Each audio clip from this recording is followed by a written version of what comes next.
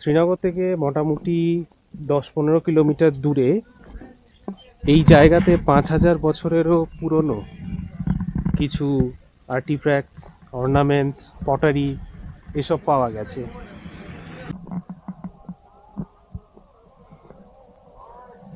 জিজ্ঞাসা করে নিলাম, বললো ভেতরে যাওয়া যাবে না, এই প্রস্তর খণ্ডগুলোই বেরিয়েছে।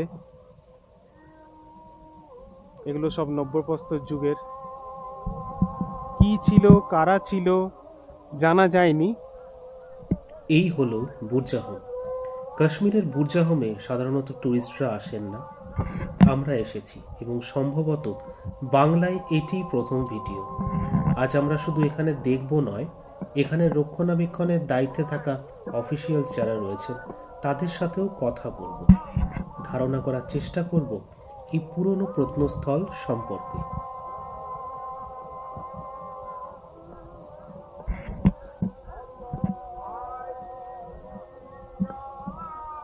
এই স্টেপগুলো দেখে যেটা মনে হয়, এর ভেতরে ভেতরে বিভিন্ন ধরনের পাথর আছে, যে এখানে কোনো স্থাপত্য ছিল, এগুলো কোনো ঘর ছিল। পুরোটাই একটা ভ্যালি।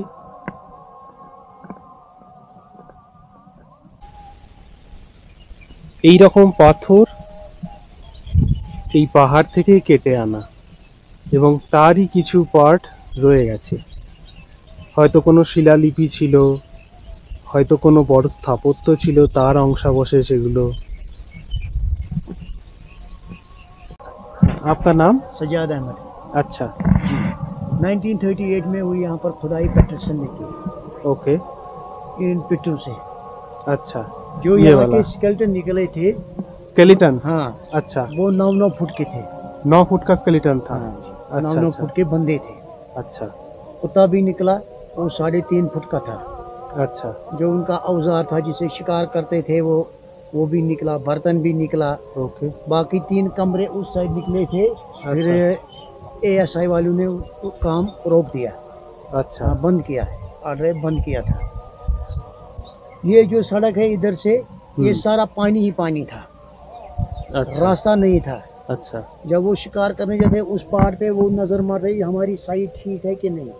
अच्छा इस पे पेपर एक था, उसको बोलते थे फल का पेपर था, बुर्ज पेपर। अच्छा बुर्ज पेपर इसके ऊपर था, ये नहीं था, छतवत नहीं था। हाँ, उसके ऊपर इसका उसी के वजह की नाम से पड़ गया इधर बुरजाहम। बुरजाहम वो बार्च ट्री होता है ना? हाँ, बार्च पेपर ट्री। पेपर ट्री होता है। अच्छा हाँ, जैसे गुजर रखते हैं ना घास वास, हाँ। वो रखते थे इसी के ऊपर। अच्छा, हाँ, उसमें क्या लिखाई होता था? नहीं, हाँ, वो पेपर लिखने के लिए भी लिखने होता के है। लिए हाँ, भी काम आते थे। वो पत्थर जो है, वो पत्थर उन पहाड़ से लाए उन्होंने। अच्छा, हाँ, ये पत्थर से क्या क्या? मेथेलिक स्टोन है। मेनहीर है ये? हाँ, मेथेलिक स्टोन है। 2 ही साइट है, एक ऑस्ट्रेलिया में और एक इधर है। अच्छा हाँ, बाकी सब उन इंस्ट्रक्शन उधर दिया बोर्ड पे सारा। अच्छा अच्छा हाँ, जी सर। ठीक है, आपसे बात करके बहुत अच्छा लगा। कोई बात তো ভদ্রলোকের সাথে কথা হলো, উনি এখানে দেখভালের জন্য রয়েছেন।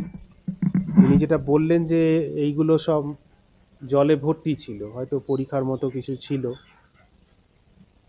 এগুলো মাটি এবং পাথরের কোনো স্ট্রাকচার ছিল, ভেতরে তো যাওয়া নিষেধ।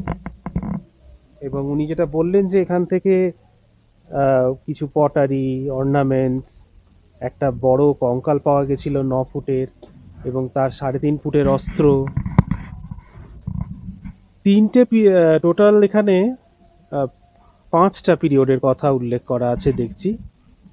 নিওথিলিক পিরিয়ড 1 মানে নব্যপ্রস্তর যুগের প্রথম ভাগ, নব্যপ্রস্তর যুগের দ্বিতীয় ভাগ, মেগাথিলিক পিরিয়ড মানে ওই মেনহির জাতীয় যে পাথর সেইগুলো যখন পাওয়া যাচ্ছে, এবং আর্লি হিস্টোরিক পিরিয়ড মানে 3য় 4র্থ শতাব্দীতেও এখানে মানুষের বসবাসের ইতিহাস পাওয়া যায়।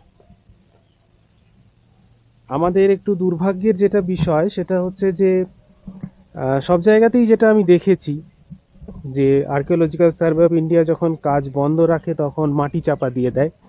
ওই দূরের দিকে কিছু ঘর পাওয়া গিয়েছিল যেগুলো মাটি চাপা দেওয়া আছে।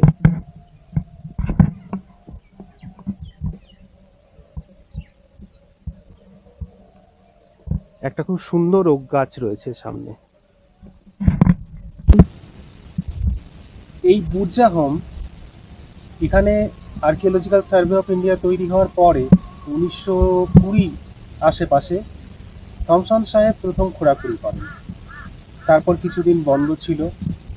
পরবর্তীতে 1960 থেকে 1971 এই টাইম পিরিয়ডের মধ্যে টিএন খাজাঞ্চি এএসআই এর পক্ষ থেকে ওনার দল নিয়ে এখানে এক্সকাভেশন চালান এবং পুরনো প্রস্তর যুগ, নব্য প্রস্তর যুগ, বিশেষ করে নব্য প্রস্তর যুগের নিওলিথিক পিরিয়ড 1, নিওলিথিক পিরিয়ড 2, পরবর্তী মেগালিথিক পিরিয়ড এবং তৃতীয় চতুর্থ শতাব্দীরও কিছু অর্নামেন্টস, আর্টিফ্যাক্টস এবং পটারি এসব পাওয়া যায়।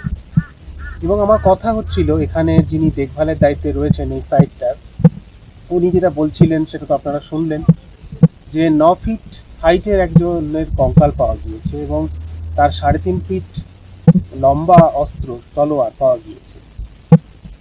তো বহু প্রাচীনকাল থেকে এই যে কাশ্মীরে মানুষ বসবাস করতেন এবং প্রায় 5000-6000 পিছিয়ে যেতে হয় যদি আজকে যা যা পাওয়া গেছে সেইগুলো দেখি। হয়তো আরও যদি এক্সকাভেশন চালানো হয় আরও অনেক কিছু পাওয়া যাবে। এবং একটা জিনিস পরিষ্কার যে এই অঞ্চলটার, কাশ্মীরের এই অঞ্চলটার সাথে যে মূল ভারত তারও যোগাযোগ ছিল, সেখানকারেরও আমরা পটারি পাচ্ছি এখানে।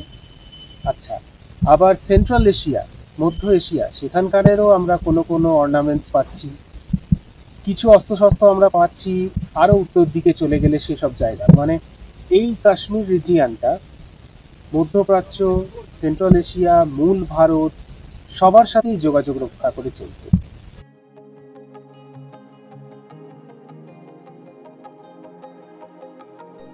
আশা করব কাশ্মীরের এই অফবিট প্লেস বুরজাহোম আপনাদের ভালো লেগেছে। শ্রীনগর এলে এর পরের বার কিন্তু বুরজাহোম ঘুরে যেতে ভুলবেন না, খুবই কাছে। তবে একটু কনভিন্স করাতে হবে ড্রাইভারকে। সঙ্গে থাকুন সেমিলি লাইফ।